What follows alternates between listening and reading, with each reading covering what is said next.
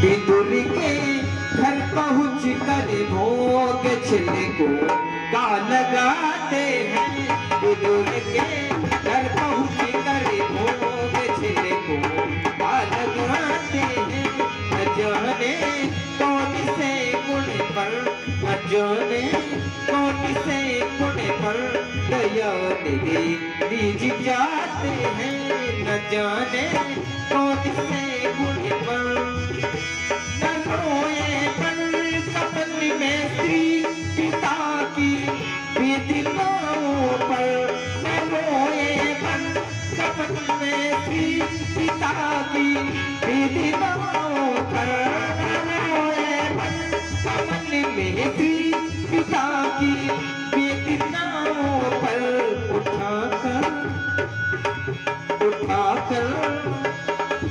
उठाकर कीर्ति को गति, उठाकर कीर्ति को निज गोद में आंसू बहाते हैं। उठाकर कीर्ति को निज गोद में आंसू बहाते हैं। न जाने कौन से गुण पर दया निधि रीझ जाते हैं।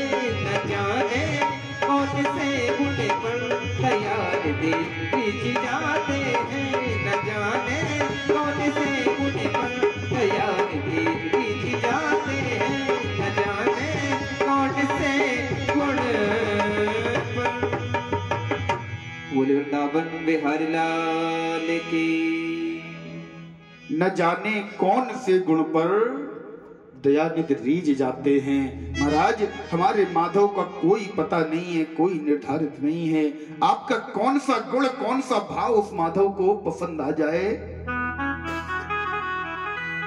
और उस भाव पर वो माधव आप पर रीझ जाए। रामचरितमानस में एक बहुत सुंदर कथा आती है सुतीक्षण जी महाराज की। अगस्त जी के ऋषि शिष्य हैं अगस्त महात्मा। बड़े ही सुंदर तरीके से शालिग्राम भगवान की सेवा किया करते हैं। एक बार की बात, अगस्त महात्मा को कुछ दिनों के लिए आश्रम से बाहर जाना था। सुतीक्षण को बुलाया, बोले सुतीक्षण इधर आओ। सुतीक्षण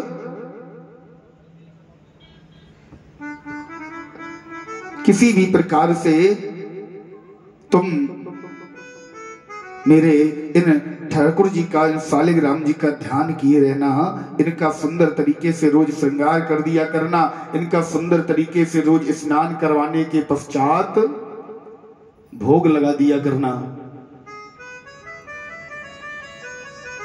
सुतीक्षण अगस्त महात्मा की बताई हुई सेवा पर तैयार हो गया। बोले प्रभु, आपसे ज्यादा सुंदर तरीके से मैं आपके ठाकुर जी का ध्यान रखूंगा।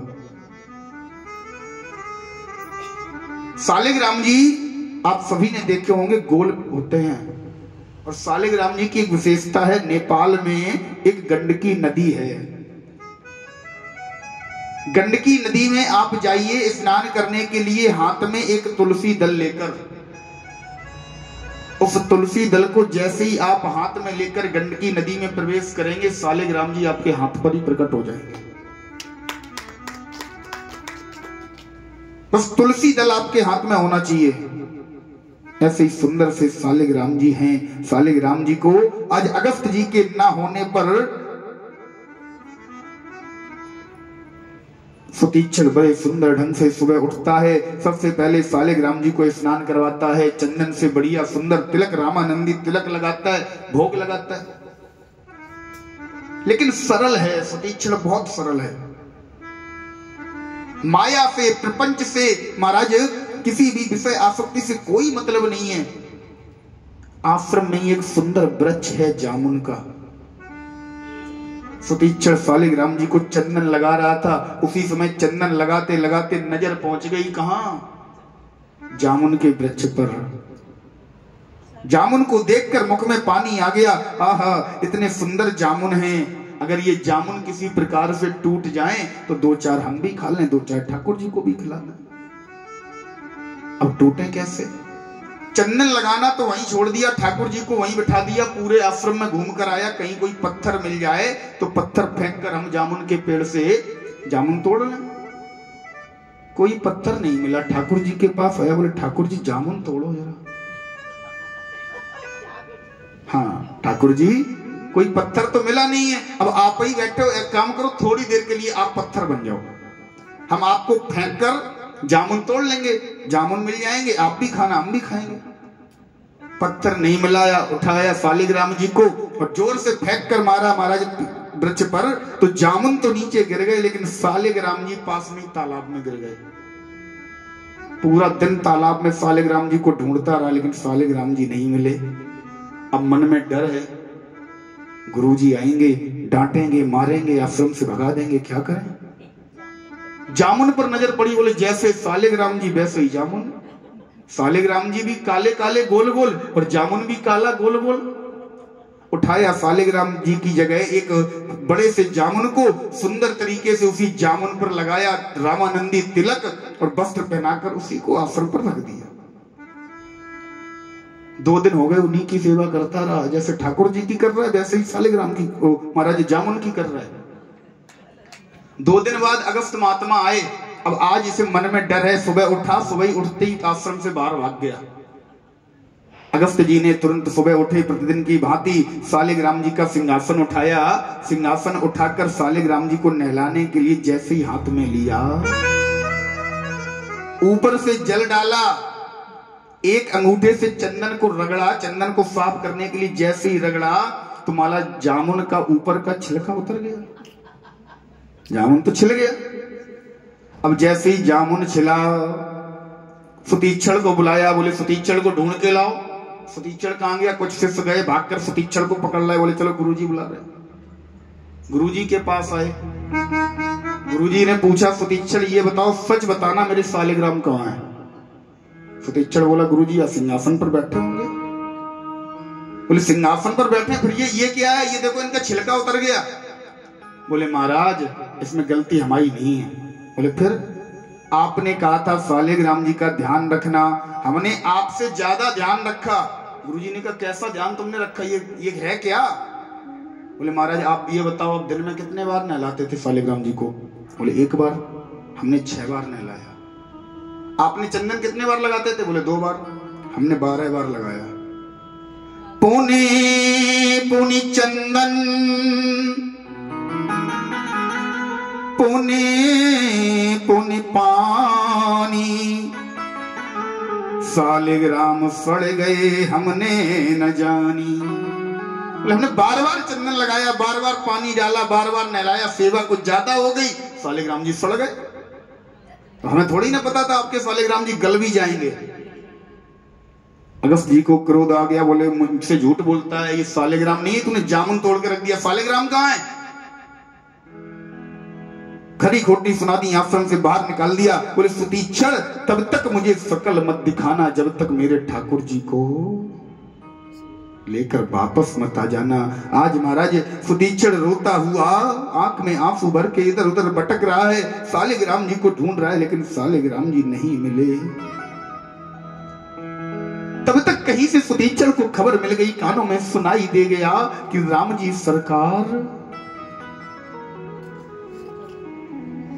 सरकार इधर से ही निकलने वाले हैं। एक चौराहे पर जाकर बैठ गया, राम जी सरकार की छवि को हृदय में बसाकर बस राम राम का जाप कर रहा है। और जिस समय राम जी सरकार आए, राम जी सरकार सामने से निकले, तुरंत सुतीक्षण वहीं बैठ गया। बोले प्रभु एक कृपा हम पर कर दो।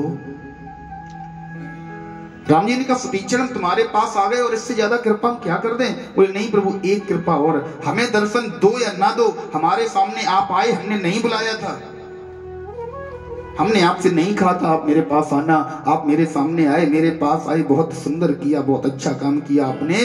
प्रभु एक कृपा मेरे ऊपर और कर दो। मेरे गुरु जी ने कहा था जब तक मेरे ठाकुर जी को लेकर मत आना, आश्रम में कदम मत रखना, मेरे साथ आश्रम में चलो। सुतीक्षण जिस समय राम जी सरकार को, लक्ष्मण भैया को आश्रम में लेकर गया, बाहर से आवाज लगाई, बोले गुरुजी मैं आपके ठाकुर जी ले आया। गुरुजी ने एक शिष्य को भेज दिया, बोले जाओ सुतीक्षण से ठाकुर जी ले लो, स्नान करा के आसन पे बिठाओ। सुतीक्षण ने कहा गुरुजी किसी शिष्य को मत भेजो, खुद आओ निकल कर। गुरुजी ने कहा ठीक है, तू मेरे केवल सालिग्राम जी को दे दे और तू जा भाग जा यहां से। सुतीक्षण ने कहा गुरुजी ठाकुर जी आपको बुला रहे हैं। ऐसे ही अगस्त जी ने सुना, बोले ठाकुर जी बुला रहे हैं, ऐसे कौन से ठाकुर जी ले आया। जैसे ही बाहर निकल कर देखा तो महाराज साक्षात राम जी सरकार की झांकी सामने खड़ी है, साक्षात रामचंद्र जी सरकार सामने खड़े। चरणों में गिर पड़े अगस्त जी, बोले प्रभु आज तक हमने कभी विचार नहीं किया था कि तुम हमारे सामने आओगे, आप हमें दर्शन दोगे, इस भांति से आप मेरे सामने आओगे। हम दिन रात आपकी सेवा में लगे रहते हैं, दिन रात हम आपके लिए भजन में कीर्तन में लगे रहते हैं, आपने मुझ पर तो कृपा नहीं की। राम जी ने कहा अगस्त ये तुम्हारा जो शिष्य है ना सुतीक्षण, तुम विद्वान हो, तुम ज्ञानी हो, लेकिन तुम्हारे हृदय में क्रोध है, तुम्हारे हृदय में द्वेष है, भेदभाव है। लेकिन तुम्हारा जो शिष्य है ना ये सरल है, और मुझे केवल सरल व्यक्ति चाहिए, मुझे केवल निर्मल मन जन सो मोहि पाबा, मुझे केवल प्रेम चाहिए। मुझे तुम्हारी विद्वता, तुम्हारी ज्ञानता, तुम्हारा ज्ञान मुझे कुछ भी नहीं चाहिए, मुझे केवल सुतीक्षण की तरह सरल चाहिए। मैया कर्माबाई के पिताजी जब कर्माबाई से क्या क्या गए थे ना कि कर्माबाई ठाकुर जी का भोग लगा दिया करना। कर्माबाई सुबह उठते ही, महाराज सुबह उठी सबसे पहले नित्य क्रिया करना, न नहाना न धोना, कोई काम नहीं, न घर में झाड़ू लगाना, तुरंत चढ़ाई खिचड़ी, और खिचड़ी बनते बनते वही दांतों ने कर रही है, जैसे ही भोग लगा तुरंत ठाकुर जी को रख दी। ऐसा कर्माबाई का भाव, ठाकुर जी रोज भोग लगाते भी रहे, रोज ठाकुर जी बड़े प्रेम से खिचड़ी खाते हैं। क्यों? तब तक कर्माबाई का भाव था कि नहीं मेरा ठाकुर, मैं ठाकुर की। वही भाव हमारा भी होना चाहिए, एक ही भाव मन में होना चाहिए। कौन सा? बड़ा सुंदर भाव बनाइए अपने मन में, केवल बस प्रभु से ये कह दो, प्रभु इन दुनिया वालों के सामने केवल एक ही बात कहो, हमें इस दुनिया से कोई मतलब नहीं है, एक ही भाव है, हम राम जी के राम जी हमारे हैं, हम राम जी के राम जी हमारे हैं, हम राम जी के राम जी हमारे हैं, हम राम जी के राम जी हमारे हैं, हम राम जी के राम जी हमारे हैं, हम राम जी के राम जी हमारे हैं, हम राम जी के राम जी हमारे हैं, हम राम जी के राम जी हमारे हैं।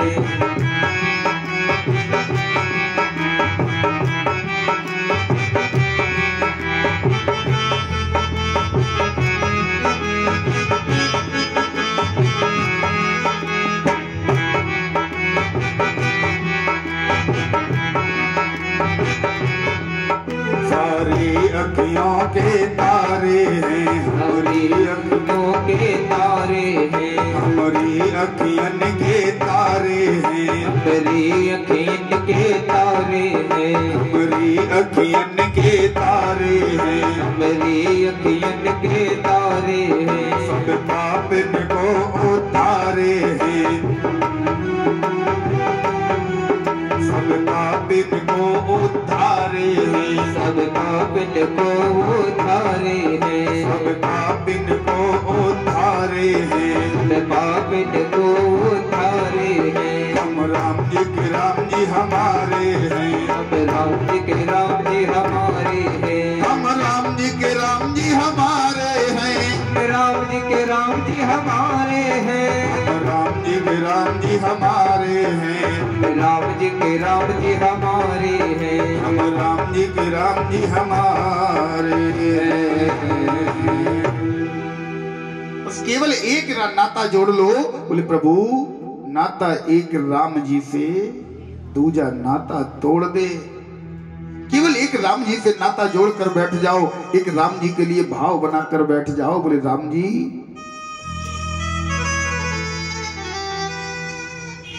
एक अयोध्या की बिल्कुल सत्य घटना बता रहा हूं। अयोध्या में एक वशिष्ठ कुली ब्राह्मण रहते थे। वशिष्ठ उनका गोत्र था, वशिष्ठ कुल में जन्म हुआ था।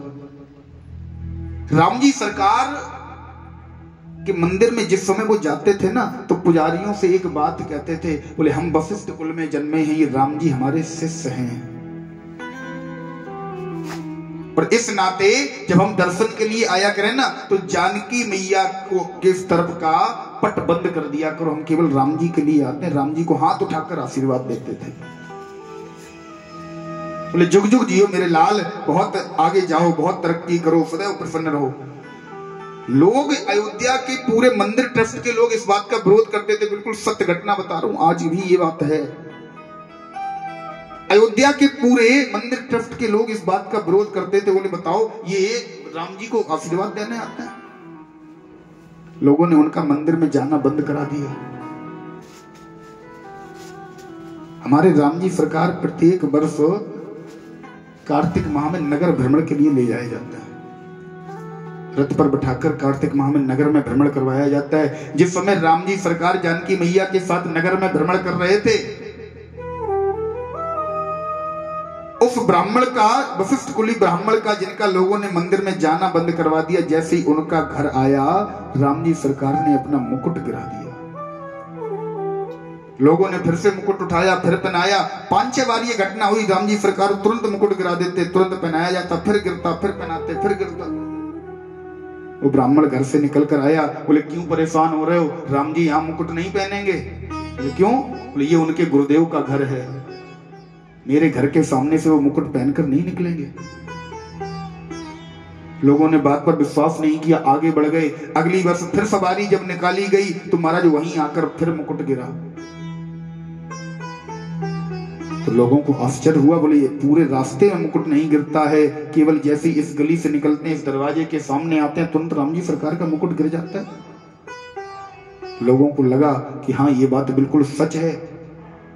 आज भी ये परंपरा, राम जी सरकार जब कार्तिक महीने में नगर भ्रमण के लिए जाते हैं, आज भी ये परंपरा राम जी सरकार निभा रहे हैं। आज भी राम जी सरकार का मुकुट, अब वो ब्राह्मण भले ही नहीं है, लेकिन घर तो उस ब्राह्मण का है, घर गुरु जी का है, इसलिए राम जी सरकार अपना मुकुट आज भी गिराते हैं। हमारा माधव कहता है, रिश्ता तुम बनाओ अपने हृदय से, तुम्हें जौन सा रिश्ता बनाना है, निभाने के लिए मैं तैयार बैठा हूं, केवल तुम्हारा भाव हो। तुम केवल मुझसे भाव बनाओ, भाव के साथ रिश्ता बनाओ। तुम इसे क्या बनाना चाहते हो? अपना पुत्र, अपना भाई, अपना पिता, जो कुछ भी बनाना चाहते हो, अपना सखा, अपना मित्र। और हमारे वृंदावन में दोस्त नहीं होते साहब, हमारे वृंदावन में सखा होता है। जो तुम्हें इससे रिश्ता बनाना है, ये बनाने के लिए तैयार बैठा है, इसे पुत्र बनाओ। माधव दास जी की प्रत्येक वर्ष माधव दास जी के लिए जगन्नाथ स्वामी 12 दिन आज भी बीमार पड़ते हैं।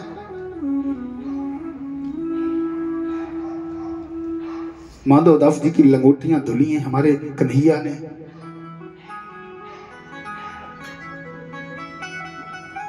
ये सारे रिश्ते निभाने के लिए तैयार है, तुम केवल बनाओ तो इससे रिश्ता। महाराज, पूतना का उद्धार हमारे माधव ने किया। आगे प्रभु की बाल लीला का बड़ा ही सुंदर वर्णन आता है। गर्गाचार्य जी ने बाल लीला की, नामकरण संस्कार गर्गाचार्य जी के द्वारा हुआ। सबसे पहले गर्गाचार्य जी ने बलदाऊ भैया का नाम रखा। बलदाऊ भैया को यशोदा मैया अपनी गोद में लेकर बैठी हैं। गर्गाचार्य जी कहते हैं, यशोदे अयम ही रोहिणी पुत्रो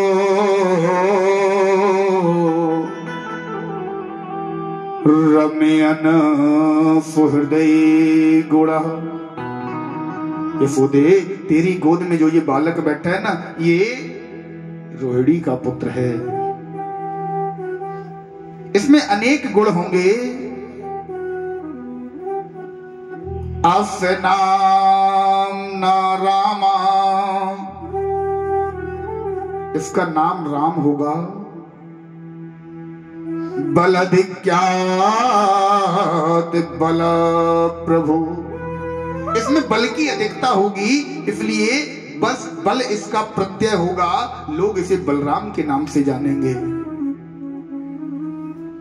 ये देवकी के गर्भ से रोहिणी के गर्भ में संकर्षण क्रिया के द्वारा प्रभु की संकर्षण योग माया के द्वारा प्रतिष्ठापित हुआ है, इसलिए लोग इसका नाम संकर्षण भी जानेंगे।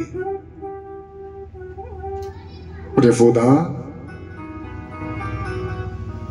जो रोहिणी मैया की गोद में बैठा है ना, जैसे ही देखा, आहा, बहूनि सन्ति नामानि, बोले यशोदा इसका नामकरण संस्कार करने का मुझ में साहस नहीं है। अरे एक कोई नाम हो तो इसका नाम रखा जाए। बहूनि सन्ति नामानि रूप गुणान कथे, इनके रूप और इनके गुणों के आधार पर इनके अनेक नाम कहूंगे। हे नंद बाबा, इनके नामों अनेक अनुपा, इनके अनेक नाम होंगे, अनेक इनके नाम होंगे, इनका कोई एक नाम नहीं होगा। मैं स्वमति अनुरूपा, कभी ये पीत वर्ण में आते हैं, कभी शुक्ल वर्ण में आते हैं, इस बार कृष्ण वर्ण में आए हैं, तो इनका एक नाम कृष्ण होगा। और इनकी जन्मांक के हिसाब से, इनकी जन्म कुंडली के हिसाब से, जन्म लग्न के हिसाब से इनका एक नाम होगा बिहारी। हमारे माधव का जन्म कुंडली के हिसाब से नाम निकला था बिहारी। रोहिणी नक्षत्र के द्वितीय चरण में प्रभु का जन्म हुआ। द्वितीय चरण का अक्षर बी निकलता है, अर्थात बिहारी इनका जन्मांक का नाम है। आज प्रभु का नामकरण संस्कार हुआ। कुछ और महाराज इतने सुकुमार तरीके से यशोदा मैया लालन पालन कर रही हैं। हमारे वृंदावन के जो बिहारी जी हैं ना, बहुत सुकुमार हैं, इतने सुकुमार हैं। सुबह 10 बजे से पहले, 11 बजे से पहले यशोदा मैया जगाती नहीं है। यशोदा मैया जगाने जाती है, लाला देख धूप निकल आई, सूर्य भगवान ऊपर आ गए, अब तू उठेगे को ना उठेगो। लाला दोनों हाथों से कंबल पकड़े, दोनों हाथों से चादर पकड़े सोते रहते हैं। मैया फिर जाती हैं थोड़ी देर बाद, बोले लाला देख सारे ग्वालवाल दरवाजे पे आ गए, सारे ग्वालवाल तेरे संग खेलन चाहें, तू उठेगो ना। लेकिन महाराज कन्हैया उठने का नाम नहीं लेते। यशोदा मैया एक कटोरी में दूध लेकर जाती हैं, बोले लाला ले दूध पी ले। हमारे कन्हैया जैसे ही दूध का नाम सुना, तुरंत चादर को एक हाथ से नीचे किया, एक हाथ से दूध की कटोरी उठाई, दूध को मुंह में लगाया, पूरा गट गट गट पी गए, फिर कटोरी फेंक दी, फिर से सो गए। ऐसे सुकुमार हैं, इतने सुकुमार हैं। वही सुकुमारता आज भी बिहारी जी के साथ की जाती है। इतने सुकुमार हैं। भक्तमाला में बड़ा सुंदर वर्णन आता है। माधव दास जी जगन्नाथ स्वामी की सेवा करते हैं, जगन्नाथ में रहते हैं। एक बार जगन्नाथ स्वामी की सेवा करते करते माधव दास जी के मन में विचार आया, चलो वृंदावन के बिहारी जी के दर्शन करके आए। उस समय बिहारी जी निधिवन में रहा करते थे, क्योंकि निधिवन में ही बिहारी जी प्रकट हुए हैं। जहां पर मंदिर बना है ना बिहारी जी का, यहाँ बाद में पहुंचे जब हरिदास जी ने कह दिया प्रभु अब हम यहाँ नहीं आ सकते रोज रोज, तब स्वयं बिहारी जी चलकर हरिदास के घर में पहुंचे। बोले चलो हम यहीं आ जाते हैं, यहीं तुम हमें रखो। माधव दास जी आए, माधव दास जी ने कहा चलो बिहारी जी के दर्शन करके आते हैं। निधिवन में जिस समय माधव दास जी आए तुम्हारे राजभोग लग रहा था, कपाट बंद थे।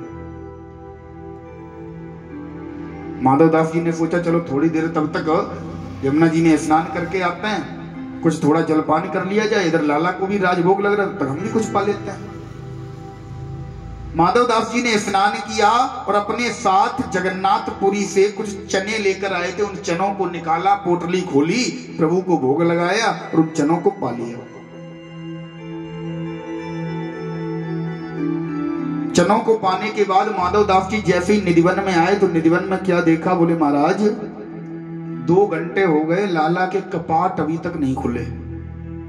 सभी गोस्वामी, सभी गोसाई जी सारे परेशान। बोले आज क्या है गए, लाला भोग ना लगाए रहो। 3 घंटा है गए, 3 घंटे से लाला ने राजभोग नहीं लगाया। साहब राजभोग ग्रहण ही नहीं किया। हरिदास जी को बुलाया गया। बोले हरिदास जी आपका ये लाला आज राजभोग नहीं पा रहा है। हरिदास जी आए, लाला से पूछा, बोले कन्हैया आज राजभोग ना पाए वो?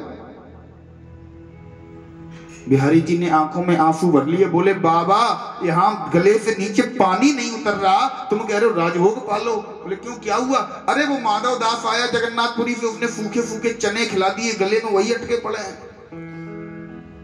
हरिदास जी निकल कर बाहर आए, माधवदास को बुलाया। बोले माधवदास जी ये तुम्हारे जगन्नाथ स्वामी नहीं है, ये हमारे वृंदावन के ठाकुर हैं। ये तुम्हारे जगन्नाथ स्वामी नहीं है, कुछ भी उल्टा सीधा रूखा सूखा खिला दो सब हजम कर जाएंगे। यहाँ राजभोग के अलावा हम अपने लाला कुछ खिलाते नहीं। ये भाव हैं गोसाइयों के, ये भाव हैं संत जनों के। और बिहारी जी वास्तविकता में अभी भी ऐसे ऐसे गोसाई बिहारी जी के मंदिर में सेवा करते हैं जिनसे बिहारी जी प्रतिदिन बात करते हैं। आज मुझे ये कपड़े पहनाओ, आज मुझे ऐसी पगड़ी पहननी है, आज मुझे इतने समय पर बाहर बिठाओ, मुझे अंदर ले चलो, मैं थक गया। आज भी बिहारी जी बात करते हैं। बड़े सुकुमार स्वभाव है बिहारी जी का। 8 बजे से पहले सारे मंदिरों में, जितने मंदिर वृंदावन में है, कहीं भी आप चले जाओ, सारे मंदिरों का नियम है 5 बजे 6 बजे मंगला आरती हो जाती है। लेकिन हमारे वृंदावन में बिहारी जी के मंदिर में 8 बजे से पहले मंदिर का कपाट नहीं खुलता। क्यों? बोले बिहारी जी को आदत है देर से उठने की। बिहारी जी को कभी 6 बजे 7 बजे उठाया ही नहीं जाता। 8 बजे से पहले हमारे बिहारी जी को जगाते ही नहीं है। जगाया, तुरंत स्नान करवाया, श्रृंगार करवाया, ले जाकर बैठा दिया। 3 घंटे से ज्यादा दर्शन नहीं खोलते। 3 घंटे में बिहारी जी थक जाते हैं खड़े खड़े। और एक बार जब बिहारी जी के दरवाजे पे पहुंचोगे ना, दर्शन करोगे साहब, अगर भाव से दर्शन कर लिए उसके बाद फिर इस संसार में कुछ अच्छा नहीं लगेगा। बस एक बार दर्शन करके आना।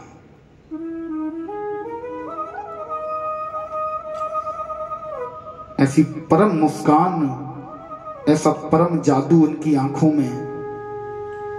अच्छे अच्छे दुखों को, अच्छी अच्छी चिंताओं को सब कुछ भुला देगा। केवल बस एक ही सुध याद रहेगी, केवल एक ही छवि आंखों के सामने आएगी, हमारे बिहारी जी का चेहरा। बस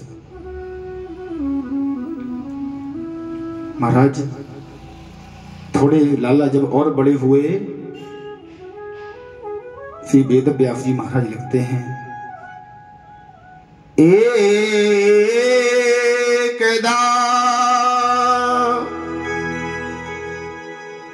एकदा गृहदासी सो यशोदा नंद गेहनी दधी मंथनम क्रममाण निज गृहंजना। एक